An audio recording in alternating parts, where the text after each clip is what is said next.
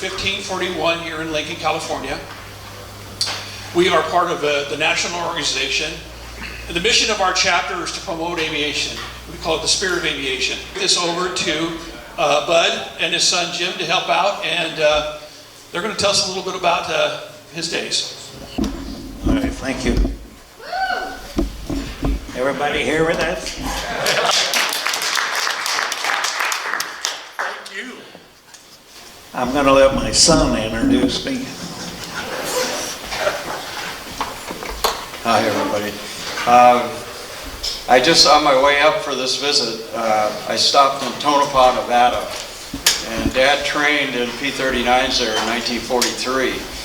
And I've been through there so many times I can't tell you, but this time I decided I found there was a little museum there, mostly mining equipment and the history of Tonopah, but they also have a Army Air Corps section, and it was really interesting. They had 50 cal machine guns out of P39s, and they had this tower that was the range control tower for the bombing and strafing range, and they had the high school football team there that put it at the football field for the announcer booth for many, many years, and then in 1962 they moved it back to the museum.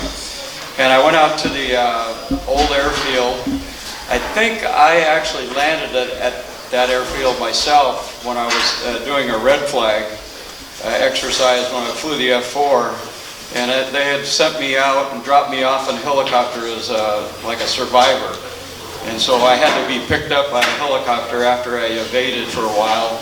And after the helicopter got me, we had an emergency on the helicopter and we had to divert. And I think we landed at the airport there. But there's maybe 2 hangars left.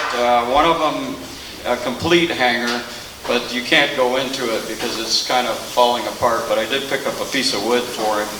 And I'm going to put Tonopah 1943 on it and add it to all the other items.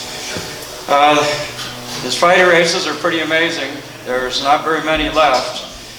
We went to Fighter Races reunion last year, and it was really cool to see Dad with Randy Cunningham and Willie Driscoll, and let them talk over all their adventures. But I think they've included now the F4 backseaters in, and I think there's 14 or 15 fighter races left alive. And Dad is the highest scoring living U.S. fighter race with 6.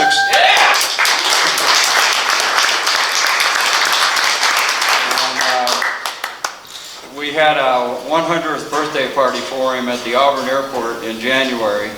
And we had both P-51 Old Crows flew out for that. And we have fantastic video that our friends from Sleeping Dog Productions put together. They record all the warbirds in review at Oshkosh, so they had 20 years of him speaking there, and they put little segments. My mother was in there. I mean, there's some parts of it make you want to cry, and some parts of it make you laugh. But it's on our website, toflyandfight.com. You can watch that if you have time. But it's a really good video about his life. So I have not going to give it to you yet. I've got a Stearman flight set up for him on the 19th of this month. And there's a group called Dream Flights. I think they're based out of North Carolina, and they also fly out of Carson City. But we met a young man that flies for them at the Reno Air Races last year. And he really wanted to fly Dad. He's a great young man. And I said, well, if anybody's going to fly him, you're going to fly him. And we worked it out, and they're going to fly into the Auburn Airport next Thursday. And he's going to get to go up in an open-air cockpit, maybe one last time. Maybe not. You never know. We hope to have him around 4 or 5 more years or longer, but that's what my job is now, is just anything he wants to do, we try to make it happen. So I've just rearranged the slideshow. We used to have, like when we showed the PT-22 or something like that, we just grabbed some off the internet. But I've been working, I had his gun camera film restored, and we also found a lot more photos that we've been going through. So now we have actual photos of him with the real airplanes. that he flew. So all the slides are his slides now. We don't have any, I don't think there's any slide in there now that we just took from somewhere. But he'll run through how he got into flying,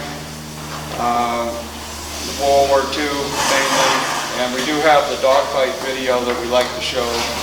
He was the first, he was the test for dogfights on the History Channel. So a long time ago, a guy contacted me, and he was with a little company down in Burbank, and he had an idea for dogfights, the series, and was trying to sell it to the History Channel.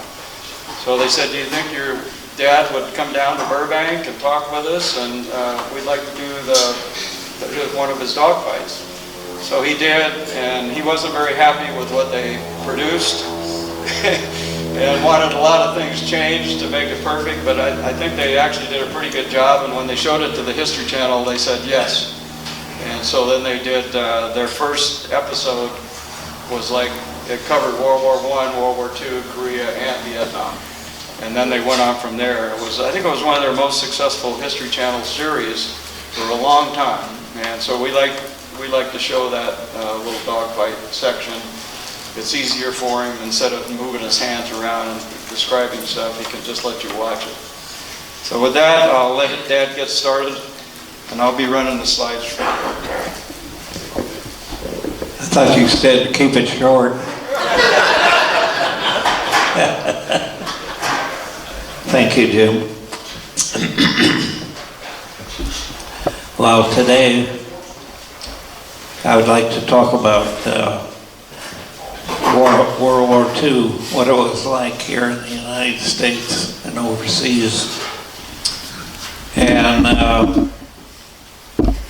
then also give you an idea what dogfighting, one-on-one, kill or be killed, is like. They did a good job on that. So World War II was a big deal. We had these dictators around the world that were going to conquer their area and put the people to work as slaves. And Hitler had done pretty well in Europe. He conquered all of Europe. And we finally, the United States had to get involved in the war. They could see it coming. It probably should have gone earlier. And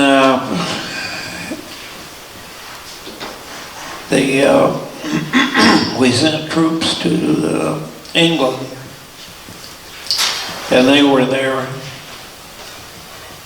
and waiting, for the invasion of Europe. And we had to defeat the Luftwaffe first. That's the first thing we had to do, was get rid of the Luftwaffe, or we could not have the actual invasion. So I'm also going to tell you how Bud Anderson got involved in the war. How did I get going? Everybody wonders why the big smile. And I had just finished my second tour in Europe in P51s. And I was all done, and I was going to go home from there. Okay, so how did Bud Anderson get involved in World War II? I was just a kid on the farm, a local guy. I was raised on a farm about 3 miles south of Newcastle. And, the Depression was on when I was little. I didn't really understand all that stuff. We seemed to always get some food on the farm, at least. And but I always wanted to fly. I was very fascinated with that. I wanted to just had to do it. My dad was appreciative of it and took me for a ride in a biplane. I can't remember the name of it now. It wasn't a Stearman. It wasn't any of the common ones. And at age 5, I got my first flight in an airplane. And so I knew I'd have to do this all myself, by myself. I'd have to do it myself. So I looked up the requirements to be a Navy or a Army aviator in World War II, and I found out you had to be 20 years old, you had to have 2 years of college, and physically fit and unmarried. So I found a junior college in Sacramento. It was also a technical course I took there that qualified me to be a mechanic. And that was plan B. If I couldn't fly, at least I could be associated with them. So while I'm going to college there, the government had a Super Young Eagles thing, I guess you'd call it. Young men could go and sign up and get a private pilot's license almost free. I had to pay $9.50 for an insurance policy from my parents. And the course was 35 hours, and you passed or failed. You can still do that today, but actually the average amount of time is about 70 hours, I think, now for a pilot to start out and get his private pilot's license. There's so much more technical stuff about airspace and things like that. So I finished that course, and my instructors were so good at the technical part that the Sacramento Air Depot, which was building up later, McClellan Air Force Base, and they hired our whole class. And so everybody knows where they were on December 7th, 1941. We were working 24/7. I remember the foreman came around and told us, said later in the afternoon, told us that the Japanese had just attacked us at Pearl Harbor. My God, I didn't even know where Pearl Harbor was, but I knew that now we're going to be at war. I was still 19, and next month I turned 20 in January, and went right there to the recruiting station on the base, and a couple days later raised my right hand and I was gone. So join the service and see the world. Where do you think my first training was? San Diego, California. And it was not even a military facility. The Army Air Corps was building up on aviators.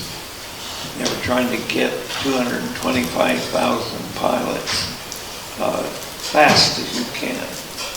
And don't let safety get in the way of progress. It's a sad statistic of World War II, but we killed more pilots in training than we did in combat. So let's start the slides. There's my first airplane to learn to fly in. Now that looks like a pretty common Cub, right? Well, the only difference was this one only had 45 horsepower. And it wasn't very fast, but it was flying. Next slide. I told you they were trying to build up so many. They were using flight schools. They were using just about anything that taught a guy to be a pilot. That's Orion PT-22. So I went to San Diego, and this is a private school. They also build airplanes and things like that. The main thing here is it's an open cockpit, no radio, and very simple. The pilot that's the back.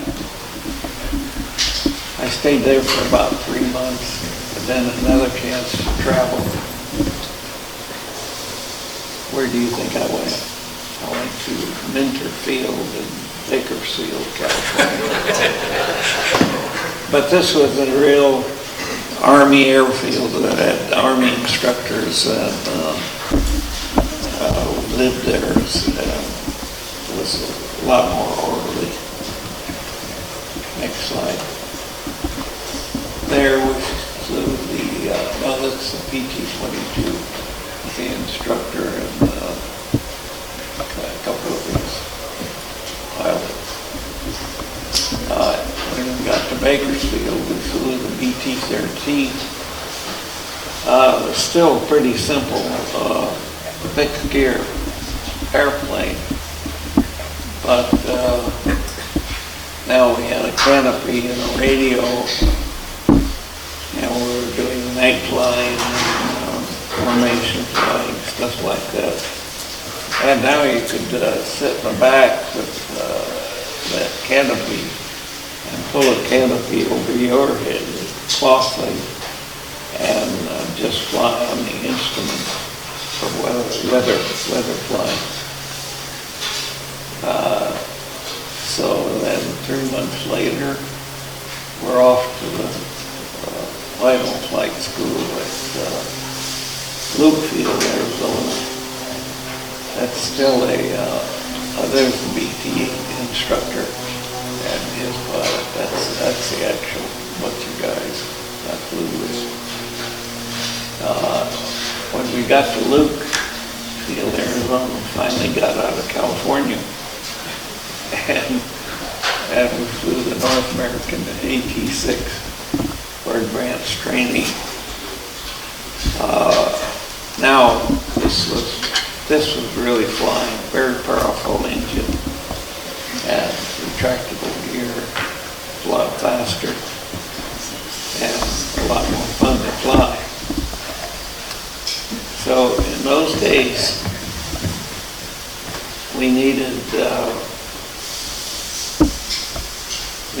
instructors, we needed fighter pilots, bomber pilots, you name it, we needed them. So in those days, if you could convince your instructor you might make a good fighter pilot, your chances of getting that were pretty good. So I wanted to be a fighter pilot. I'm not sure I know where that came from, but probably watching the newsreels of the Battle of Britain and stuff like that. Then I also thought, you know, if I was in that airplane all by myself, I would be responsible for my life. I would be the pilot, I would be the navigator, I'd be the radio man, the gunner, the bomber, you name it. I'd do it in single-seated fighter plane, rather than 10 guys in a B-17. And you're depending on your crew. So I wanted it pretty bad to be a fighter pilot by this time.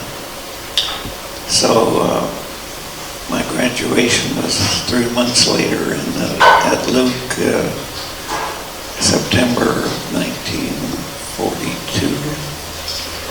I graduated and I went, again, wouldn't you think I'd go someplace pretty far away? I came from Bakersfield to the San Francisco Bay Area. My home was about 2 hours away. And I was at Hamilton Field with duty at the Oakland Municipal Airport. Still not a real military organization. We took over the terminal and had several beat-up P39s there to train in, but at least it was training. Now, a lot of people said this was not a safe airplane. It would go ass over take yellow, tumble. I never tumbled one, but I saw one time my guys rat racing over the field, and so he fell out of that rat race and went through some pretty wild movements, and I'm pretty sure he thought he tumbled. We talked to the Bell test pilots after the war. I said, with the P39 Tumble, and they said, you know, we've tried everything in the world to make that thing tumble, and couldn't. But then he put a caveat in there. He said, but it surely did have some very unusual post-stall gyrations. So I don't know whether it truly did or not. Didn't do it with me. I love to fly it. It's a good-looking airplane. It has a engine is mounted behind. You know, it's got an FCG. That's why it has some squirrely post-stall gyrations. And an automobile-type door is just open like that, and a window, and you could crank the window up just like a car. And the nose being open like that, they could put a whole cannon system in there with enough ammo and recover the shell. The Russians loved the airplane. I think it's because the price was right. We trained there for 3 months, came back to California, to Santa Rosa, and continued our training there.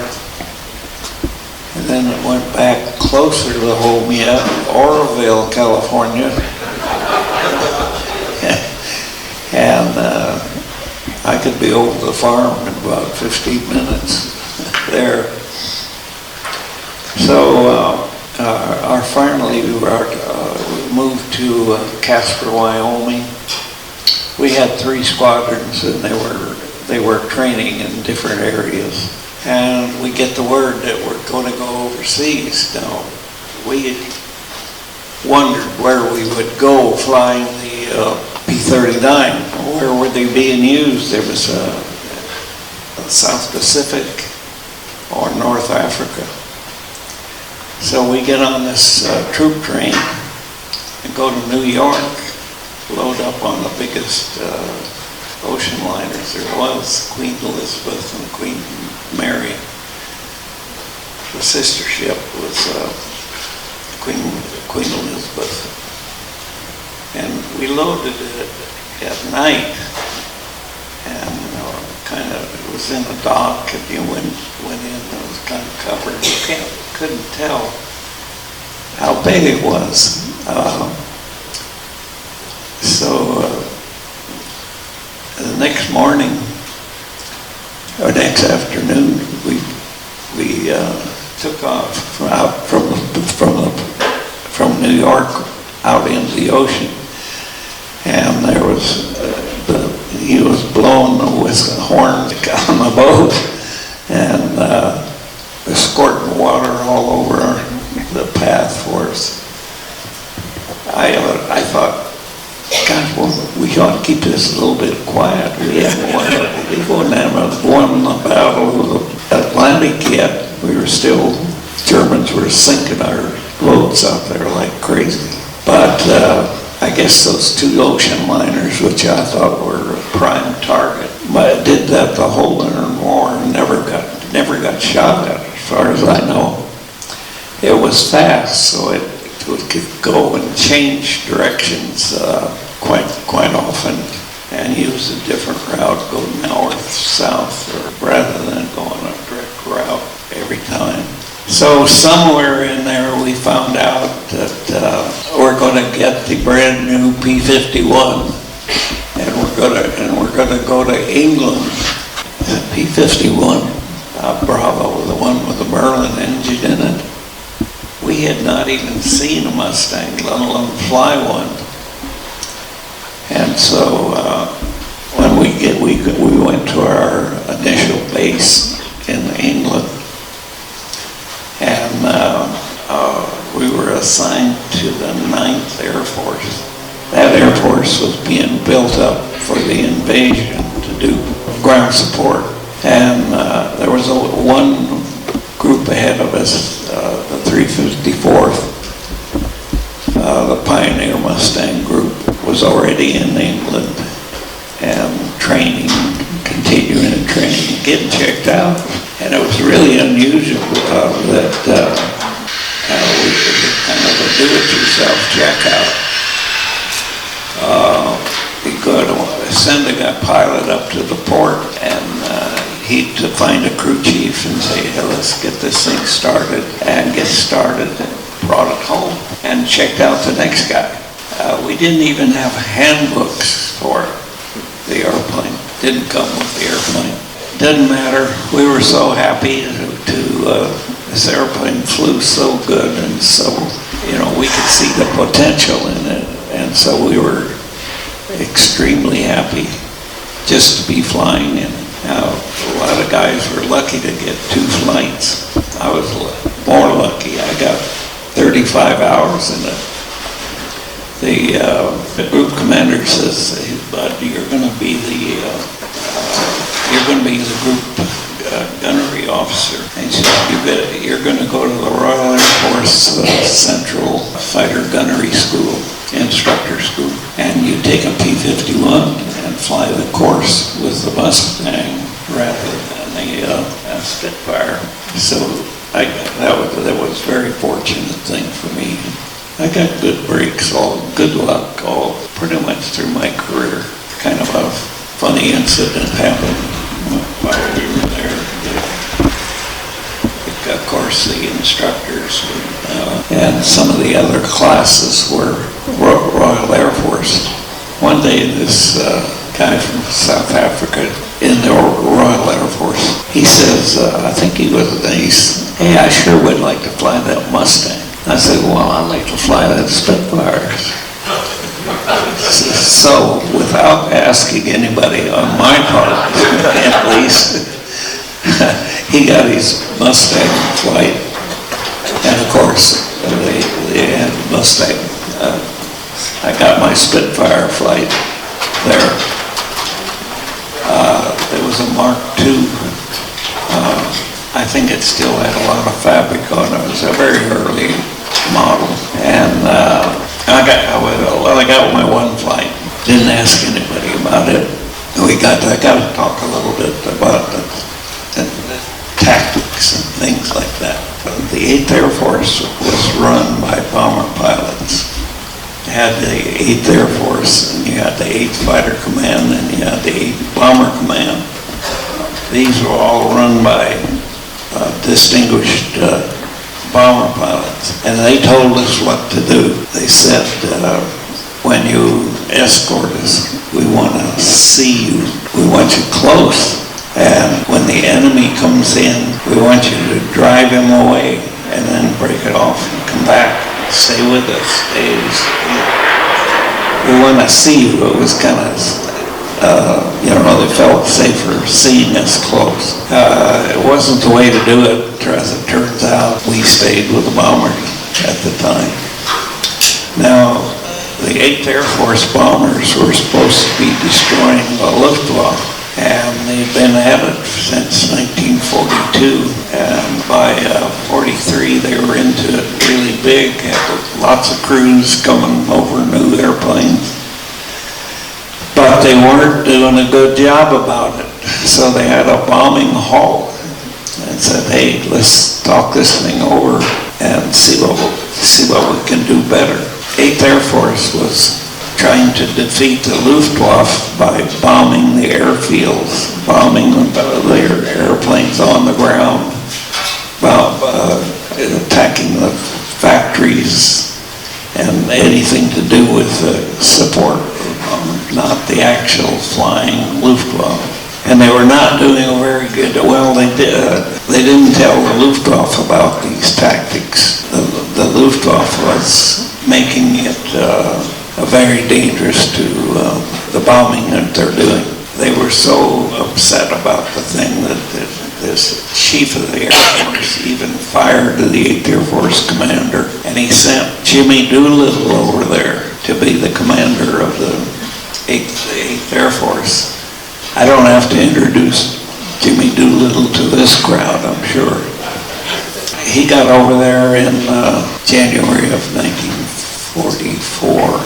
I flew all my combat in 44, almost all of it. Doolittle, of course, was a different thinking guy. He'd flown all kinds of airplanes, did all kinds of things, including attacking the Japanese right after Pearl Harbor. And so he knew fighter pilots were aggressive and that they were very disappointed about the tactics of 18,000 feet and then break it off, come back. We wanted to do our part. We wanted to fight the fight. And it was like they put one or two arms behind your back while you're trying to fight. And we were really upset about it. And so he took a gamble, a calculated risk, I guess you'd call it. That's the name of one of his books. And he said, okay, fighter pilots, from now on, when you engage the enemy, you stay with them and take them to the ground until you kill them. Wow, pursue and destroy, that was the policy. Doolittle is my hero from everything he did. And he took a big chance. He didn't know exactly how it was going to work out. But now, he says, most historians agree, the spring of 1944, we defeated the Luftwaffe by killing their experienced pilots, not bombing the factories. And they didn't, of course, the bombing helped, but it really wasn't aimed at destroying the Luftwaffe. And I read in Jimmy Doolittle's book, when he came down to visit the 8th Fighter Command, he walked into the building and there's a big sign over the door. The mission of the 8th Fighter Command is to bring the bombers back safely, something like that. And Doolittle asked General Kepner, he says, who put that up there? He said, I don't know, it was there when I got here. He says, well, tear it down. The mission of the 8th Fighter Command is to destroy the Luftwaffe. And that's when the victory soared. And by June of 1944, invasion of Europe on June 6th happened. And they followed up, and eventually Germany was defeated. I like to say that the arrival of the Mustang in the European theater and Jimmy Doolittle and his decisions made a significant impact on war in Europe and let it go from there. What do we got next? There's the B model. That's a good day in England, right? Next slide. These are just pretty pictures, I guess. Next slide. You guys have all seen contrails. My 100 years of getting into me. You've all seen these contrails. I gave this talk down at Castle. Yeah, Castle. They got a museum. And after I gave my talk, a little gray-haired lady came up to the front in a thick German accent. She said, "We weren't worried about those white things up there. We were worried about all the stuff we were shooting up in the air at you, coming back down on us." I never thought about that. You know, that stuff does break up. It's got to come down. It was kind of funny. Next slide. Yeah, same thing. Okay, I talked to you about the tactics. These are the 4 top guns of the 357 fighter group. Peterson, Carson, the top one with 18 kills. Johnny England Air Force Base. That's the guy. That's the place. Guy that was named after. And a young Bud Anderson. 15 victories to 18 victories. I had 16 and a quarter. Next we're going to see the History Channel. We'll try some questions and answers after the film. And I also brought my book, and I'll sell some books afterwards. Okay, roll the movie. May 27, 1944. Bud Anderson's 4 P-51 Mustangs escort an American bombing mission. Now, relive the dogfight as he faces a flight of deadly German Me-109s. Anderson has one advantage that the fighters of World War I lacked. Improvements in electronics now allow planes to carry a radio. We hear on the radio that up front, ahead of us, they were being attacked. My wingman's on the inside. He calls out, "Hey, we got 4 bogies, unidentified airplanes, attacking us, coming down on us from 5 o'clock high. We're very vulnerable." The opening moves of a dogfight are critical. Anderson can go left, right, straight, climb, or dive. If Bud turns left, he's in the angle of attack. If he goes straight, the Messerschmitt, its dive giving it superior speed, will overtake him. His only hope is to break right. The German is going too fast to make the sharp turn. So we turn like this very hard. Bud's flight does a half circle, then goes head-on toward the Germans. The two groups pass each other. The Germans turn left. So do the Mustangs. It's a lethal game of hunter and hunter as each side tries to get on the other's vulnerable 6 o'clock. Now we got 4 Me-109s.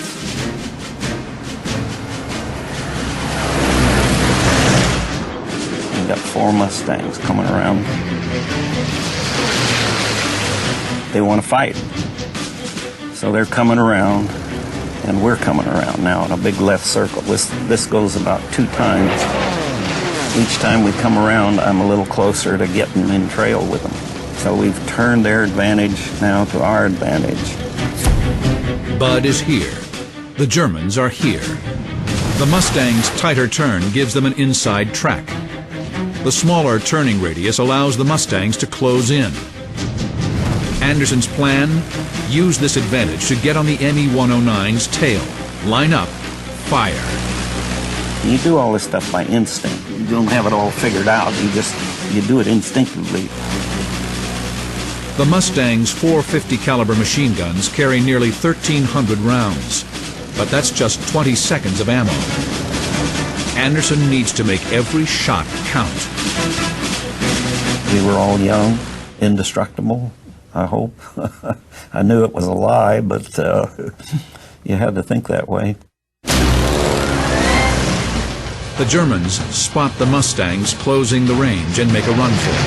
But with a top speed of 441 miles per hour, the Mustang is over 50 miles per hour faster than the ME-109.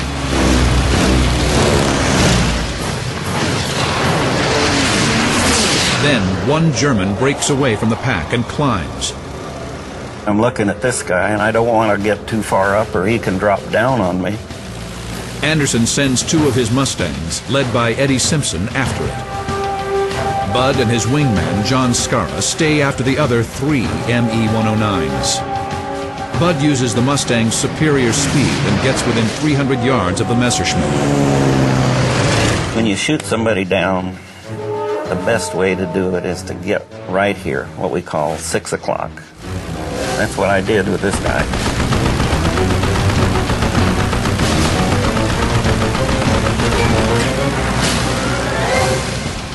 The wounded 109 does something that amazes Anderson.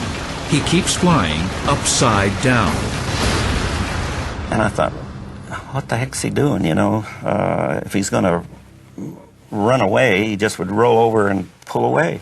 I'm sitting there right side up very comfortably and pump some more shells into him. It was Anderson's 6th kill of the war.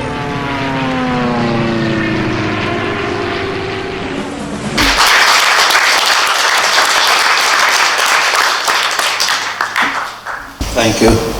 Next slide. Well, that's my last old crow. That's a D model. And the all silver. I got to tell you a little bit of a story about the crew chiefs. Got the support we had. They were young like we were. Some are a little older, but they all wanted to do their part. You know, how do you do? The crew chiefs wanted to do their part. They weren't doing the fighting and the dying. So one time I had my this D model was, when I first got it, was all painted dark green camo. And over there in November on my second tour, I started flying in September, November, December. One day there was a big snowstorm over there. I mean, it covered all of Northern Europe. I know I'm going to finish in the winter. We weren't watching it very carefully about paint schemes. We were leaving them normal, all silver, half camo, camo completely. I looked down at the 4 airplanes and 2 of them were painted dark green.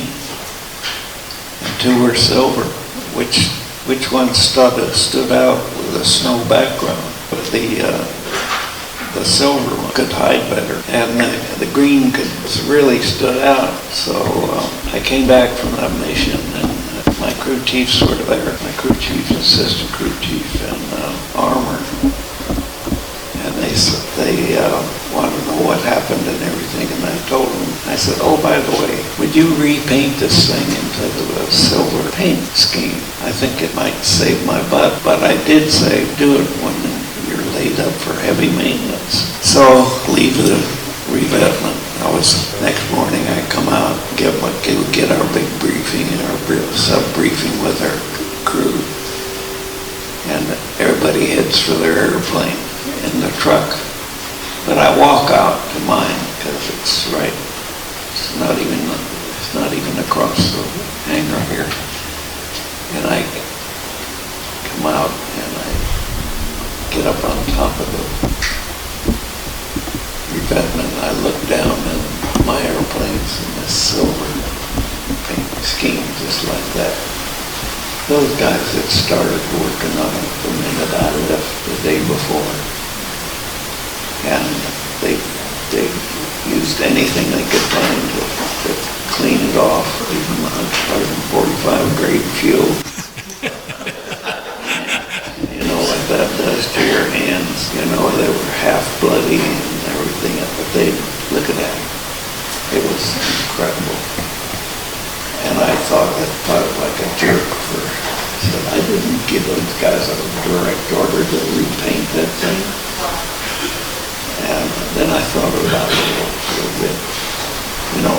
they did that because they wanted to do it. That was their part of helping in the war. And I can't say enough about the crew chiefs of the world. You guys are aviators. Pat them on the back once in a while.